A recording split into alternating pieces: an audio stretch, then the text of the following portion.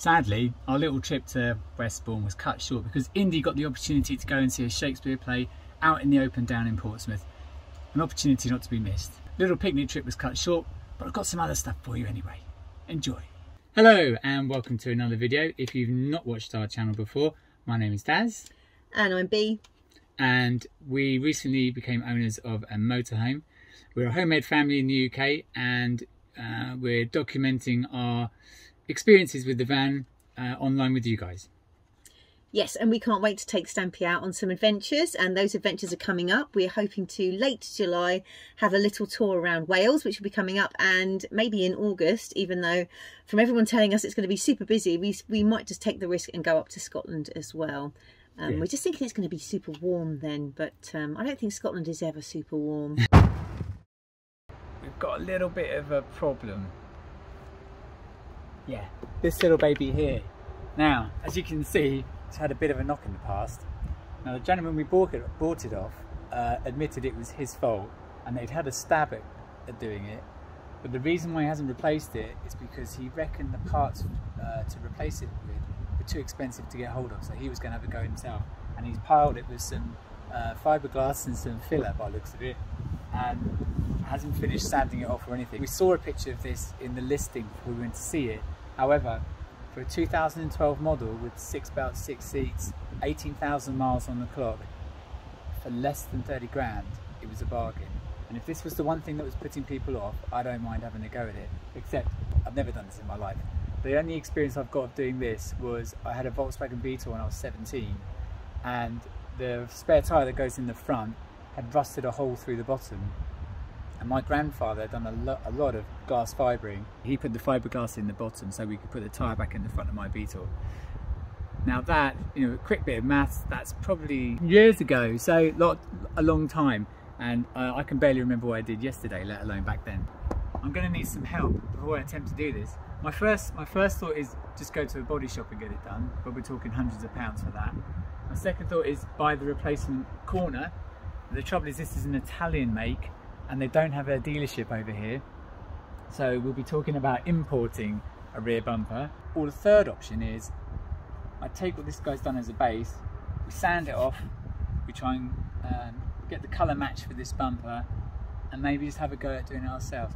I think if it's smooth, even if it's matte and not shiny, if we get this smooth enough and the colour matches, no one will notice. And then right here in the middle is what used to be a little side light, orange side light that would come on as you put your headlights on at night. Now the bulb for that is still behind there, but it's not plugged in, and we don't have a cover. I'd still love to hear from all of you guys out there in YouTube land, all of those who've done this before, or had to buy parts before, or import parts before, or even had to go spray painting before. If you can, give us some tips. So one thing we're looking at with you right now is what we might need on a road trip to France. We're looking at France in particular because just prior to buying our motorhome, we'd already booked a trip to France, and it was a bit late to change all the details and take it with us. But we will hopefully take Stampy to France later in the year. So we're going to run through the current list of requirements for driving in France and check we've got everything before we go. And we were surprised that some things have actually changed. We've been to France the last 2 summers, and even restrictions and things that you're supposed to carry on in your car have changed. So we're just going to double check that we have got the right stuff. Okay, yeah, so there's even things, yeah, because we're obviously out of COVID period now, so there's things like mask wearing we've had to check on because that's been quite strict in France. And the last time we went, we had to do all the pre-departure kit testing and the day 2 return kits, and thankfully all of that's gone this time. And even during this current wave of COVID, we've managed to stay clear of it so far. So we've only got a couple more days and then we'll be away, and we would have made it. But we've got a list of things to go through. So what's on the list? I've got a box. I've got a box that we carry around with us, and hopefully it's got all the bits with it. I carry around a box all the way through the year, and it's always got these things in. So just in case I go to France, just in case I escape from this guy. So we keep the box in there, but that is really for the police if they pull you over. This conversation that we're having now doesn't include things like your COVID pass certificates. We're not talking about that sort of stuff. We're talking about things that you have on the road. So if you were to break down, or you were to be stopped, then you'd be able to produce it and you would please the police officer or whoever has pulled you over. Yeah, the chances are, we're travelling with Eurotunnel this time, but chances are whoever you book with, they'll guide you through all the requirements that they need for entry and clearance into France, but they don't always cover what you need to have in your car. And I must say, we've packed this box every time we've gone to France, and we've only ever used 1 or 2 things out of it. We've never, thankfully, I know I did it, I know saying that, a long time ago we had a VW camper van and that did break down in France, and we did need our warning triangle and our high-vis jackets and a torch. Okay, let's have a look in the box. So first thing, everybody needs a reflective jacket. So we've got all 4 boys coming with us on this holiday, so our eldest as well, and everybody, if you are to break down, everybody needs a reflective jacket. So we've got 1, 2, 3, 4, oh my gosh, it's a psychedelic nightmare, 5, 6, and 7. Now, there are child ones that you can get in packs and there are adult ones. I'm quite lucky that I used to run a drama school, so I seem to have a deluge of these in the loft. But yeah, it's important that everyone wears one, from our 6-year-old, so a nice small one like that, to our 17-year-old. So we've got a spare, should anyone need an extra one. Right, so I'll put on my high-vis jacket now. We also need to have a warning triangle. So that warning triangle, if you break down, is placed near your vehicle. Well, when we broke down, you had to, we put it behind our van at a certain distance. I think maybe like 20 metres or something. Now, that didn't sound very good. It sounded like I broke it. Oh. I hope I haven't. Oh, because it doesn't bend that way. It's okay. So, there we go. Folds out. Almost as quick as that. Yeah, there we go. There we go. Easy peasy. Just so no one drives into the back of you if you've broken down and you've got no lights on your car at that point. Okay, really important one if you're driving at night. And last year we forgot to put ours on, and we were merrily driving through France right the way through the day, and it got dark and we were being flashed, and we realised our heinous mistake thankfully just as we were pulling up to a rather lovely chateau that we were going to stay in overnight. Sounds more glamorous than it actually was. So yeah, it's really important you have them in place before you get to France, because it's quite easy to forget, and then as soon as it gets dark, the motorists are going to get irritated with you and your glaring headlights. You'll get flashed a lot. Yeah, absolutely. I would say they're quite tricky to fit. There are guides on the back of how to fit it, but I would say as long as you've had a good go at it, then if you are pulled over, at least you tried, whereas we didn't have any for a short while. And from what I can tell, they're not reusable, because I've tried to peel them off the car before and they don't come off very nicely. I suppose they've got to be really sticky. I have to say, last time we were in France and we were getting flashed and we didn't have any with us and we were still mid-journey, I think you stuck plasters on them. I took some kids' plasters, or band-aids as you say in America, and we used those to block out the light from the glare. Now this is one that we don't think has been updated on some websites. It's the need for a breathalyzer. Okay, so you will, if you don't have one in the back of your car, because the French did dictate quite a long time ago that there would be a fine. It was January 2013 that there would be a fine if you didn't carry a breathalyzer. It was as of last year that the French decided to change that. It's not a requirement anymore to have one for sure. However, we've still got 2 from previous years, so we'll still take these with us. Just in case, because it's not completely clear. Because I'm not getting into a car after a night on the carver. Make it sound unless you pass one of these. Okay, it is recommended that you carry some spare bulbs if you were to lose a headlight or something, or an indicator. So carry some spare bulbs. It's not mandatory, but it's quite useful. Have you got spare bulbs here? Yeah, this is a Halfords one, a shop in the UK. I think you can go in there and or on their website, and you can put in your number plate, and it will guide you to which set of spare bulbs you need to have. And it should be, it comes with, it says useful gloves, wipes and fuses, because you will need fuses. So I've also got, just out of the shed, some spare fuses as well, just in case. I doubt we'll be needing snow chains and safety helmets, but they also appear on the RAC list too. We'll have bike. Yeah, we'll have bike helmets, but I don't think they are mandatory in the back of your car. Yeah, for motorcyclists. Okay, yeah, it's for motorcyclists. So this is a fairly recent law. we thought that the GB sticker would be okay, but thankfully, having done a bit of reading, you actually need to change that over to a UK sticker now. I'm assuming that's a Brexit thing. Yeah, and even if you've still got a number plate made up with GB inside the number plate, you need to accompany it with a UK sticker. And it said if you've got a GB sticker on your car, you need to cover it up. So previously we've had these magnetic GB stickers. So we've ordered this humongous Didn't look that big on Amazon, I must confess. Just in case anyone was in any doubt where we come from. Oh, so now they know to beep us because we're from the UK. Yeah, that could be why we're getting flashed.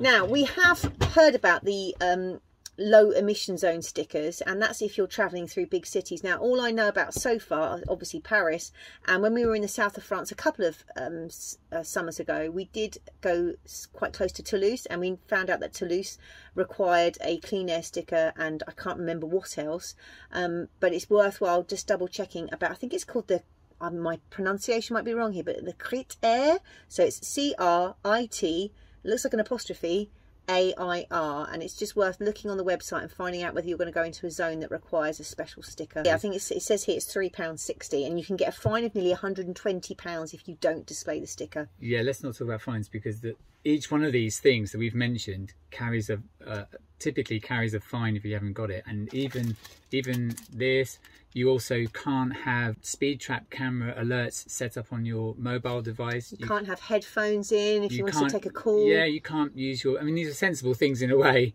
and you can't use Bluetooth while you're driving either. So it's quite strict, but probably all for good reason. We also are bringing along our photocard driving licences, but we'll also bring the full and valid driving licence, the paper licence that goes with it, because they will require that too. Yeah, and you need to have your insurance documents to show you've got your car is insured. I've sorted European travel insurance. Now, I kind of feel, since we're doing quite a lot of travelling, that it'd be worthwhile.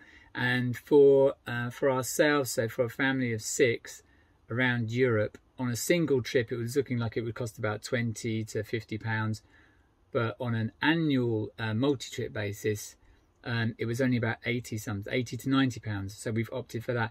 The one condition on this, and this is, you know, we're buying this ahead of taking our motorhome abroad, was the number of days per trip. We've opted for 31, but there were offers for up to 90, up to 91. Yeah, so three months. But that shot up to about 200 and something pounds. In between all of those prices, obviously you've got different de facto ratings depending on what level of cover you've got for those different things. Oh, we said we weren't going to talk about things like COVID passes and things, but I watched somebody else's really useful video the other day, Camper Vibe. We really like those guys, and they mentioned the global insurance card. Now, we've always carried e-HIC cards, and before that the E111 forms. I'm sure you all remember those, and I was alarmed to discover that e-HICs were expired, or some of them were expired, and they posted a video last week which was all about the global health insurance cover. So I immediately went online and ordered those for myself, for Dad, and for the 4 boys, and it was fairly straightforward. Well, it was very straightforward, easy to do, and only one person needs to do it, so I filled it in for myself, I filled it in for my dependents and then very quickly and very quickly got responses through. Unfortunately, I'd somehow managed to put my team through as living in the EU as opposed to the UK. After a few emails to and fro, they accepted him as living with us, and he also has the global health insurance card. Now, if they don't come through in time for the holiday, you've got the proof of it on an email, and that should suffice. Yeah, just going back to driving licenses very quickly. As of August, I think last year, you no longer have to have the international driving permit to drive abroad. You can drive on your own. But with your passport and with your driving licence, check the dates. I myself found out that mine would have expired for the journey we're going to make very shortly. So give yourself plenty of time to check these things out and make sure that you're in date. Details, dear. Goodness me. Look at that handsome chap there. He's from the war. I look like a black and white film star or a gangster.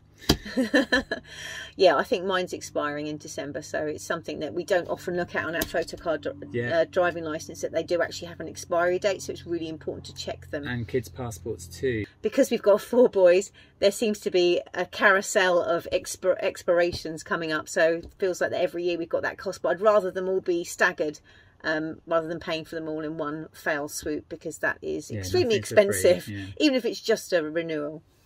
Okay, I was right. It's valid for 5 years. Ah, see, I'm not as stupid as I look. So a kid's passport is valid for 5 years. And then we do get to the point where you've got a baby in the passport and you've got a great big hulking 5-year-old standing next to you and going, that is me, honestly. You can understand why you need to. Okay, next, Daz. The only thing I was going to say, and this is by no means a guide, by the way, this is just like us getting ready to go abroad. Yeah, we're no experts. Is a first aid kit. Because kids like throwing themselves around. Yeah, last year, within the space of a day, our youngest son had sliced the top of his kneecap off on a water slide. And so we had to keep that covered up all the way through the holiday, even though he spent most of the time in a pool. Some de-icer. De-icer. Yeah, No. what's that for then? Okay, that's to shut you up. God dear. Yeah, there's our guide. Thanks for listening. Sorry it was boring. It's even bored him to sleep. So, but hopefully we won't have forgotten anything. If we have, please let us know in the comments. Yes, if you've got any tips besides buy a bigger box, let us know. The man is hard at work editing, and I just went and got his highly delayed Father's Day present. Yeah. But it's bigger than I expected. I'm just thinking, where the jinkies is that going to sit? Stampy has his or her own sign. Ah, isn't it cute? It's like a little birth certificate. Yeah, so thank you, Chester and Pat. She said that she's been inundated with orders and that she's been very busy because of Etsy taking off. So we'll put a link in the description to Chester and Pat, her fantastic small business, which happens to be around the corner from us. So we're very, very lucky. And she does all kinds of beautiful signs, lots of signs with names, including camper van and motorhome names. This is the second one that she's done. The first one was Lionel, which made me giggle. Alright, first of all, I need to make a little apology for something I said in the previous video. I described this cable I got here for 22 metres for £15 as a bargain. I hate to admit it, but within 24 hours I'd seen 4 other listings on Facebook Marketplace for 20 plus metres of cable for about a tenner. So, not in fact a bargain, although I thought it was to start with. The other thing I forgot to mention is weight. You've got to consider weight with everything, haven't you? And I'm learning 22 metres of fat cable like this, it weighs a lot. Same thing goes for the chairs I showed you. So I decided to go with the steel chairs because they were cheaper. However, steel is heavier than aluminium. So there we go, there's a weight difference there. First up, levelling rams. Now we've already stopped over a couple of places where we were on a bit of an incline, and it turned out we had so little water that the water stopped to one side and we couldn't get the water out to come out the taps. So the good ones, Fiamma, they make lots of motorhome stuff. And these ones came with chocks. A bit like the cable situation, I managed to pick these up from a chap who had reached the end of his caravanning days and was selling up. So he was happy these were going to a good home. But a pair of these, I've got the other one just there, a pair of these normally set you back £40 plus. And I managed to pick these up for just £10. So a bargain, I hope. We went on the Wandering Bird. She had like as a blogger, gave a list of things that were essential. Mud mats were on there. Never heard of mud mats. Look them up. If you've got a site booked and it's not hard standing and the weather's not so good, there's a chance that you could find yourself wheel spinning in a load of mud. So the mats are there to give you some grip. As soon as I found out about these, went looking online, and they're round the corner, well, I would say a few miles down the road, someone was giving away a pair of mud mats free, and they look untouched. They do look like they've come from the 1990s, but they look untouched. And I think as long as they've been in the dark, then the plastic won't have gone brittle. You can buy them online. I can't quite remember the cost of them, but what I did notice looking at all the reviews, I had lots of good reviews for this kind of product, but they all said, looks great, haven't had a chance to use them yet. Looks great, haven't had a chance to use them yet. So there was no real reviews. So I thought it doesn't matter if I pick them up for free. Hopefully they'll get us out of a fix one of these days. And a little treat to ourselves. I couldn't actually find our old camping kettle, and although you can buy them in supermarkets, the silver ones, I'll put up a picture, the silver ones, having gone to the Nostalgia Festival last weekend and seen how everyone likes to personalise their van, we fell in love with coloured kettles.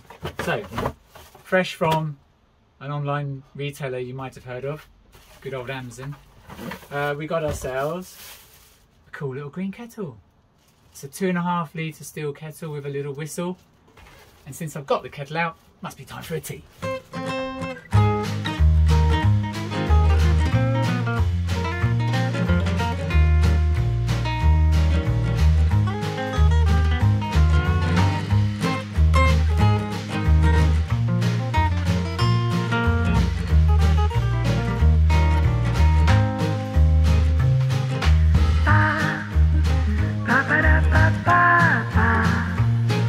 Well,